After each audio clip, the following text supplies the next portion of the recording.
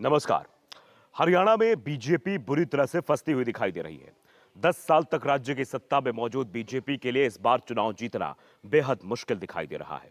और इसी के चलते बीजेपी की तरफ से अभी तक यही तय नहीं किया गया है कि सीएम का फेस कौन होगा और होगा भी या नहीं होगा, या मोदी के चेहरे पर चुनाव लड़ा जाएगा।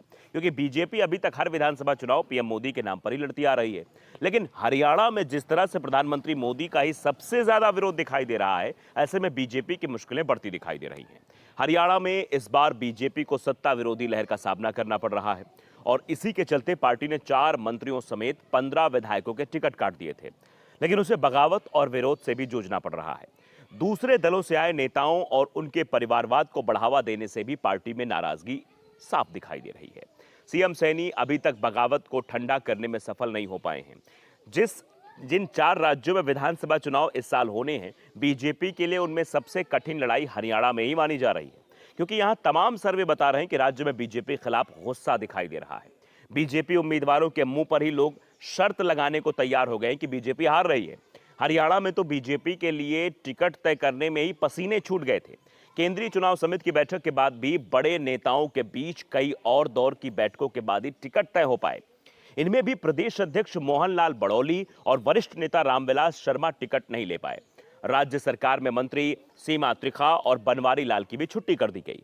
मंत्री रंजीत चौटाला ने तो टिकट न मिलने पर पार्टी ही छोड़ दी।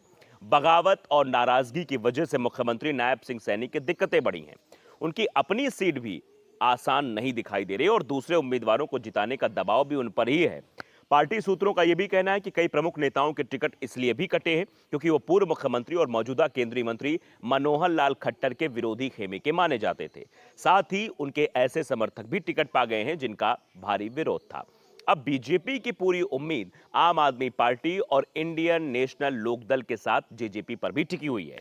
अगर ये पार्टियां बीजेपी विरोधी वोटों में सेंध लगाने में कामयाब रहती हैं तो ही बीजेपी की कुछ उम्मीद बनती दिखाई देती है। नहीं तो इस बार कांग्रेस के आगे उसकी करारी हार तय मानी जा रही है। दरअसल बीजेपी के लिए सबसे बड़ी चिंता जाट समुदाय ने भी बढ़ा रखी है। राज्य में 22 से 24% आबादी जाट समुदाय की है और इनमें बीजेपी के खिलाफ सबसे ज्यादा गुस्सा दिखाई दे रहा है। इसके अलावा मुस्लिम और दलित वोट भी बीजेपी के खिलाफ माना जा रहा है।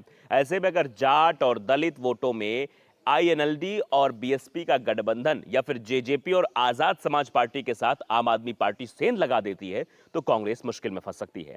नहीं तो यह बिल्कुल तय माना जा रहा है कि राज्य में कांग्रेस की सरकार बनेगी ही बनेगी। वैसे दूसरे राज्यों में बीजेपी को प्रधानमंत्री नरेंद्र मोदी के चेहरे पर भी बहुत उम्मीद रहती है, लेकिन हरियाणा में पीएम के नाम पर कोई मदद नहीं मिलती है। इस पर सवाल उठ रहे हैं कि दरअसल हिंदी बेल्ट में अगर प्रधानमंत्री मोदी की लोकप्रियता किसी राज्य में सबसे कम है तो वो हरियाणा में है।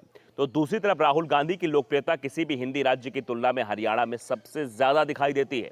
हरियाणा के लोगों में राज्य सरकार के फैसलों के चलते जो नाराजगी दिखाई दे रही है, साथ ही साथ केंद्र सरकार के फैसलों के चलते भी उनके अंदर नाराजगी दिखाई देती है।